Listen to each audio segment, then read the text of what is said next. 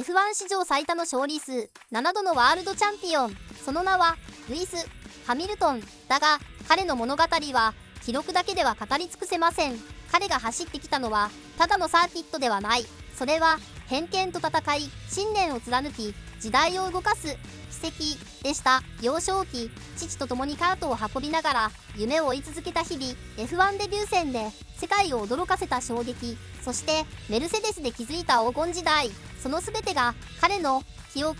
となり F1 の歴史に刻まれています。だが彼は勝利の数では満足しません。人種差別への抗議、環境問題への取り組み、若者への教育支援、ハミルトンは F1 という舞台を使って世界に問いかけ続けてきました。速さだけでなく魂で走る男、その走りは記録ではなく記憶として残ります。そして今、赤い羽馬とともに新たなショーが始まろうとしている。これはルイス・ハミルトンという記憶を刻む者の物語です。スティーブン・エイジの少年。イギリス、スティーブン・エイジ、多様性とは程遠い郊外の町で一人の少年が夢を育んでいました。その名はルイス・ハミルトン。父アンソニーの支えのもと、幼い頃からラジコンカーに熱中し、驚くほどの操作技術を見せていました。やがてその才能はカートレースへと移り、週末になると家族はトレーラーに機材を積み込み、イギリス各地のサーキットへと遠征を重ねました。アンソニーは3つの仕事を掛け持ちしながら息子の夢のために全てを捧げていました。ハミルトン少年はただ速く走るだけではなく、ライバルの走りを観察し、ライン取りやブレーキングを分析する学ぶ力をすでに備えていたのです。そして10歳のある日、彼はマクラーレンの代表ボン・デニスにこう語りかけました。いつかあなたのチームで走ります。その言葉は夢ではなく約束となり、数年後にジュニア契約を勝ち取ることになります。それは F1 史上初の黒人ドライバー誕生への第一歩でした。ハミルトンの物語はすでにこの時点で記録ではなく記憶として刻まれ始めていたのです。 F1 デビューと衝撃。2007年、ルイス・ハミルトンはマクラーレンから F1 デビューを果たします。それは F1 史上初の黒人ドライバーとしての歴史的瞬間でもありました。ルーキーイヤーにもかかわらず、開幕戦から連続表彰台を記録し、シーズンを通して9回の表彰台4勝を挙げ、ランキング2位という驚異的な成績を残しました。特にチームメイトである2度の王者フェルナンド・アロンソとの激しい争いは F1 界に衝撃を与えました。ハミルトンは経験豊富なベテランに対して一歩も引かず、堂々と渡り合ったのです。そして翌2008年、彼はさらに進化を遂げます。最終戦ブラジルグランプリではタイトル争いが最終ラップまでもつれ込みました。雨が降る難しいコンディションの中、ハミルトンは冷静にタイヤ戦略を選び、最後のコーナーでティモ・グロックをオーバーテイク、わずか1ポイント差で逆転チャンピオンとなり、史上最年少王者として F1 の歴史に名を刻みました。その瞬間、彼はただの速いドライバーではなく、勝負強さと精神力を兼ね備えた存在として認識されるようになります。ハミルトンの走りは攻撃的でありながら冷静、コーナーへの進入は鋭く、ブレーキングはギリギリまで我慢し、リスクを恐れない判断力を持っていました。そのスタイルはかつての英雄アイルトン・セナを彷彿とさせる魂のドライビングでした。ハミルトンは F1 に新たな風を吹き込み、記録と記憶の両方を刻み始めたのです。メルセデスとの黄金時代。2013年、ルイス・ハミルトンはマクラーレンを離れメルセデスへと移籍しました。当時の F1 界ではこの決断に対して懐疑的な声が多く上がりました。勝てるチームを捨てた、キャリアの交代だといった批判もありました。しかしハミルトンは目先の勝利ではなく未来の可能性を見据えていたのです。そしてその選択は F1 史上最大級の成功へとつながっていきます。2014年、F1 はハイブリッド時代へと突入しました。メルセデスはこの技術革新にいち早く対応し、圧倒的なパワーユニットと空力性能を武器にグリッドを支配する存在となりました。ハミルトンはそのマシンを最大限に引き出し、2014年から2020年までの7年間で6度のワールドチャンピオンを獲得します。特に2018年シーズンはフェラーリのセバスチャン・ベッテルとの激しいタイトル争いが繰り広げられました。序盤はベッテルが優勢でしたが、ハミルトンは冷静な戦略と安定した走りで逆転。精神的にも成熟した姿を見せ、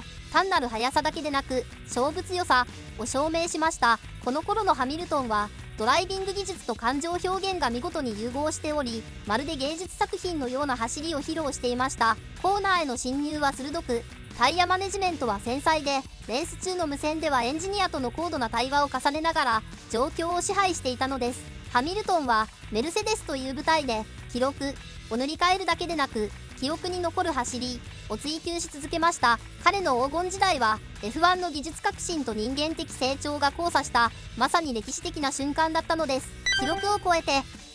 ルイス・ハミルトンは F1 史上最多となる通算105勝104回のポールポジションを記録しています。これらの数字は彼がいかに卓越したドライバーであるかを物語っています。しかしハミルトンが本当に追い求めているのは数字ではありません。彼は F1 という舞台を社会的メッセージを発信するための声として捉えているのです。2020年世界中で広がったブラック・ライブズ・マッター運動に対し、ハミルトンは F1 のグリッド上で膝をついて抗議の意思を示しました。これは F1 という国際的なスポーツの中で差別や不平等に対する明確な立場を示した歴史的な行動でした。また彼は環境問題にも強い関心を持ち、自身のライフスタイルを見直すことでその姿勢を示しています。動物性食品を避ける、ヴィーガンへの転向やプライベートジェットの使用を控えるなど、個人レベルでの取り組みを積極的に行っています。さらに彼はプラス44というブランドを立ち上げ、